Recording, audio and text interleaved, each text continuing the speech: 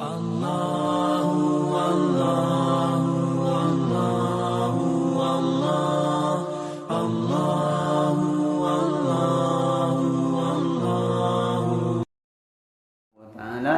Tentunya bulan Rajab ini merupakan bulan yang salah satu yang diistimewakan oleh Allah Subhanahu wa Ta'ala. Pertama, karena bulan Rajab ini termasuk bulan haram, yang mana bulan haram ini adalah bulan 4 itu dalam setahun, yang mana di dalam Islam memang dimuliakan. Walaupun mulianya 4 bulan ini sudah dimuliakan oleh orang-orang jahiliyah dulu, datang Islam artinya datang Rasulullah sallallahu alaihi wasallam, tetap ini dimuliakan. Kata Allah Subhanahu wa taala, inna iddatash syuhuri indallahi 12 syahran fi kitabillah yauma khalaqas samawati wal ard minha arba'atun hurum.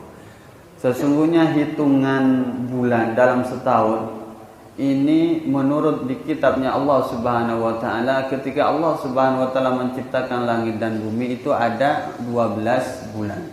Minha arba' zalika dinul qayyim, itulah ketetapan di dalam agamanya Allah yang lurus. Minha arba'atun hurum, di antaranya yang 4 itu yaitu bulan haram. Di antara 12 ada 4 bulan itu nama bulan haram. Apa saja bulan haram? Dalam hadisnya Rasulullah SAW menyebutkan bahwa yang 4 bulan haram itu adalah 1 Dzulqa'dah, yang kedua Dzulhijjah, yang ketiga Muharram. Yang 3 ini berdempetan semuanya, namun yang 1 yaitu terpisah, yaitu bulan Rajab yang mana kita sudah ada di dalamnya. Inilah maka dari itu pesan Allah, fala tadzlimu fihinna anfusakum. Jangan kalian membuat zalim di 4 bulan tersebut. Jemaah, membuat zalim ini kapanpun dan dimanapun itu diharam. Bahkan Allah sendiri pemilik langit dan bumi ini mengharamkan kezaliman pada dirinya. Ya ayuhan nas, inni haramtu zulma ala nafsi. Manusia, kata Allah dalam hadits qudsinya, saya ini mengharamkan kezaliman pada diriku. Fala tadzalamu, maka janganlah kalian saling menzalimi. Namun ketika kezaliman ini dilakukan di tempat-tempat yang baik, seperti di sini, bermaksiat kapanpun dan dimanapun dosa, tapi ketika bermaksiat di masjid ini maka tambah dosa. Sama juga berbuat zalim di bulan apapun itu haram, namun ketika berbuat zalim di bulan yang 4 itu, maka itu dosanya tambah besar di sisi Allah Subhanahu wa taala. Maka dari itu kata ulama, sebagaimana zalim, berbuat zalim atau maksiat itu besar di 4 bulan ini, begitu juga ketika kita berbuat ibadah, maka ibadah itu nilainya lebih besar daripada ibadah di luar 4 bulan tersebut. Inilah maka dari itu, walaupun hadis ini adalah hadis dhaif, banyak fadilah yang ada di dalam bulan Rajab ini, namun Imam Nawawi dan ulama-ulama lain sepakat kalau itu masalah anjuran berbuat baik, itu tidak apa-apa, asalkan jangan dibuat dalil hadis dhaif itu adalah halal dan haram atau masalah akidah. Tidak boleh ini, tapi sekedar mendorong kita berbuat baik itu boleh-boleh saja. Di dalam hadis Rasulullah SAW mengatakan, Rajabun syahrullah, Rajab ini bulannya Allah, wa Sya'ban syahri, dan Sya'ban ini bulanku, wa Ramadan syahru ummati, dan Ramadan itu adalah bulan umatku. Sebagian ulama mengartikan makna tersebut, sebagian ulama, bukan semuanya. Dan ini ulama artinya orang yang paham tentang agama. Dia mengatakan maksudnya syahrullah itu Rajab adalah bulan istighfar kepada Allah Subhanahu wa taala. Maksudnya itu Sya'ban nanti ini, setelah bulan ini adalah bulanku kata Rasulullah, karena yaitu bulan memperbanyak bersolawat dan bersalam kepada Rasulullah. Kenapa? Karena di bulan tersebut ayat yang mengatakan innallaha wa malaikatahu yusholluna 'alan nabi ya ayyuhalladzina amanu shollu 'alaihi wa sallimu taslima. Anjuran bersolawat itu diturunkan pas bulan Sya'ban. Begitu juga Ramadan adalah bulan umatku kata Rasulullah. Maksudnya apa? Yaitu bulan memperbanyak membaca Al-Quran. Kenapa di bulan itu diturunkanlah pertama kalinya yaitu kitab suci kita, yaitu kitab Al-Quran. Kembali pada Rajab adalah sarun istighfar, maka itu diperbanyak. Kita ini di bulan istighfar, di bulan Rajab ini beristighfar kepada Allah Subhanahu wa taala, minta ampun kepada Allah Subhanahu wa taala. Wahab bin Munabbah mengatakan, qara'tu fi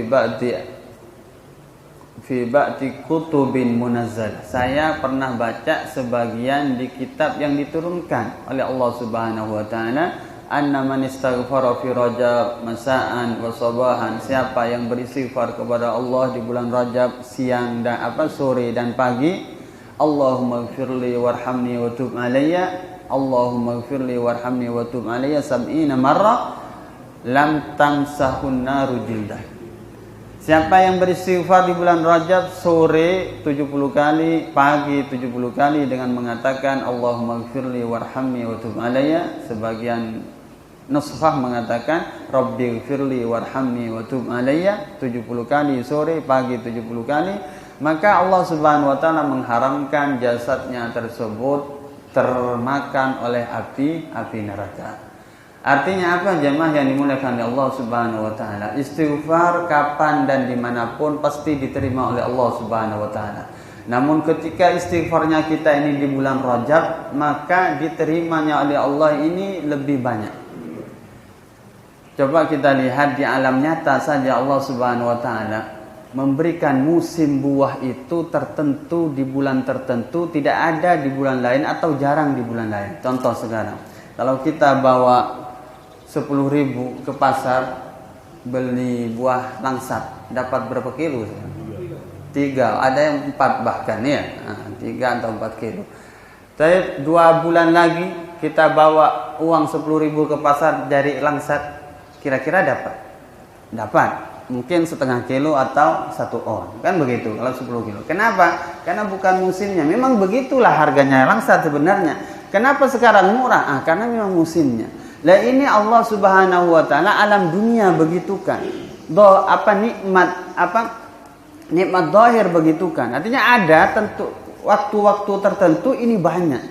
Begitu juga Allah Subhanahu wa taala di dalam pemberian nafahat, pemberian rohani, pemberian hidayah, pemberian rahmat, pemberian kasih sayangnya di suatu tempat itu lebih banyak dari tempat yang lain. Dan ulama yang paham pada agama ini mengatakan bahwa istighfar ini adalah secocoknya kita perbanyak di bulan Rajab. Jamaah yang dimuliakan oleh Allah Subhanahu wa taala, setelah kita memperbanyak istighfar di bulan Rajab ini, tentunya kita mengetahui apa sih arti istighfar tersebut. Istighfar itu kurang makna sederhananya adalah kita ini minta ampun sama Allah Subhanahu wa taala. Nah, ketika kita minta ampun, ya jangan-jangan kita ini mengulangi dosa tersebut. Malu dong. Minta ampun, Pak, minta maaf, Pak. Besok jambunya tetangga diambil lagi. Pak, minta maaf. Besok spionnya mobilnya dikasih pecah. Pak, minta ampun, Pak. Terus begitu, kan malu kita, begitu. Walillahil amsalul a'la. Allah Subhanahu wa taala memang tidak bisa disamakan dengan makhluknya, tapi untuk mengetahui apa makna istighfar perlu kita dianalogikan, perlu kita dikiaskan. Artinya kalau kita sekarang istighfar kemudian berdosa, kan malu kita. Maka dari itu hati-hatilah ketika beristighfar kita kepada Allah Subhanahu wa taala, beristighfarlah sesungguhnya kita jaga memang badan ini jangan sampai bermaksiat. Toh andaikan bermaksiat namanya kita manusia, ya langsung kita beristighfar lagi. Yang kedua, ketika kita banyak istighfar, maka yang perlu kita perhatikan adalah tadi minta ampun. Maka dari itu sebagaimana kita ini minta ampun kepada Allah Subhanahu wa taala, maka ampunilah dosa-dosa makhluknya Allah yang lain. Dosanya tetangga kita harus ampuni, dosanya teman kita harus ampuni. Apalagi teman itu sampai minta maaf sama kita. Tanpa minta maaf kita harus di dalam hati itu maafkan. Bukankah kata Allah, kullukum iyadullah, kamu ini semuanya adalah anggotanya Allah, keluarganya Allah. Fa'anfa'ahum Fa'habbuhum ilallah, maka paling dicintainya orang tersebut menurut Allah anfa'ahum li iyali, orang yang paling bermanfaat kepada keluarganya. Saya kira ketika kita mempunyai salah sama tetangga, tetangga itu beri maaf kepada kita, bahagia kita tidak? Bahagia kan? Senang tetangga kita. Loh, kalau dia senang tentunya Tuhannya dia itu senang. Anggap begitu Bapak. Kita ini anaknya seorang bapak dan ibu, 2 bersaudara atau 5 bersaudara. Kita mempunyai dosa sama orang tua. Saya minta maaf sama orang tua. Sementara adik kita, kakak kita mempunyai dosa sama saya, dan saya tidak maafkan dia. Saya tidak maafkan dia. Kira-kira bagaimana kata bapak saya? Langsung diterima? Tentunya kan mesti dilihat, dinasihati dan sebagainya. Ya, sama dengan yang tadi, Allah tidak bisa diperbandingkan. Tapi untuk kita mengetahui apa itu makna istighfar, kita itu minta ampun. Ya, kita kalau minta ampun, ya ampunilah dosa yang lain, dosanya orang lain. Kenapa? Karena mereka itu sama-sama makhluk Allah Subhanahu wa taala. Ketika kita memberikan kebahagiaan sama mereka, ketahuilah penciptanya dia akan berbahagia terus. Ada hadis yang kita sangat kenal ya.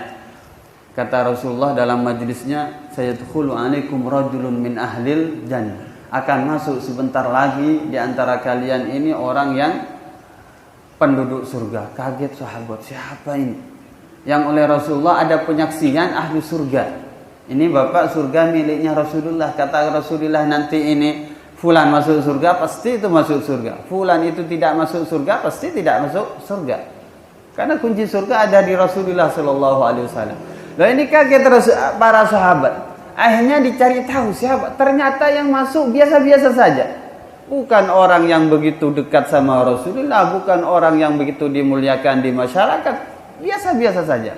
Singkat cerita, dicari tahu apa amalan orang tersebut. Ternyata ada amalan, katanya setiap saya mau tidur, saya beristighfar kepada Allah Subhanahu wa taala dan saya maafkan dosa-dosa tetangga orang lain padaku. Ya Allah, mungkin tetanggaku hari ini punya dosa sama saya maafkan sebelum saya ini pejamkan mataku.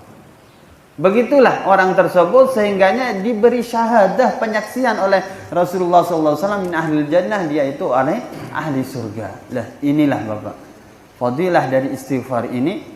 Ketika kita ini memang benar-benar beristighfar kepada Allah Subhanahu wa taala, maka itu penyaksian dari Allah, dari Rasulullah SAW min ahlil jannah. Tapi sungguhan apa minimal 2 tadi makna istighfar kita darah dagingkan. Ketika kita beristighfar kepada Allah, memang tidak akan mengulangi lagi maksiat tersebut.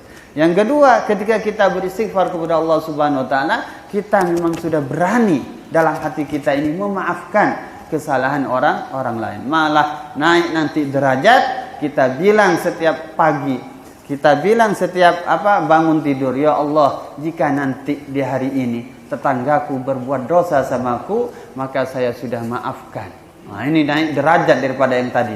Yang tadi ditunggu setelah tetangga itu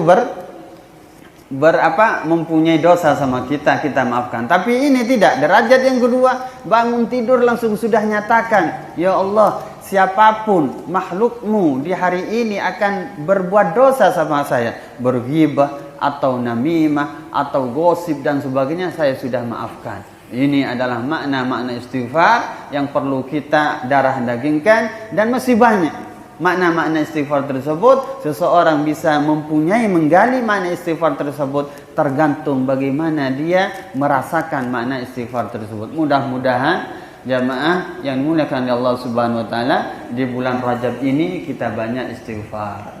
Tanya sama istri kita, istriku sudah istighfar hari ini? Tanya sama anak kita, anakku sudah baca istighfar pagi hari ini kamu? Sebelum berangkat sekolah duduk dulu baca istighfar 70 kali dulu. Sallallahu alaihi wasallam.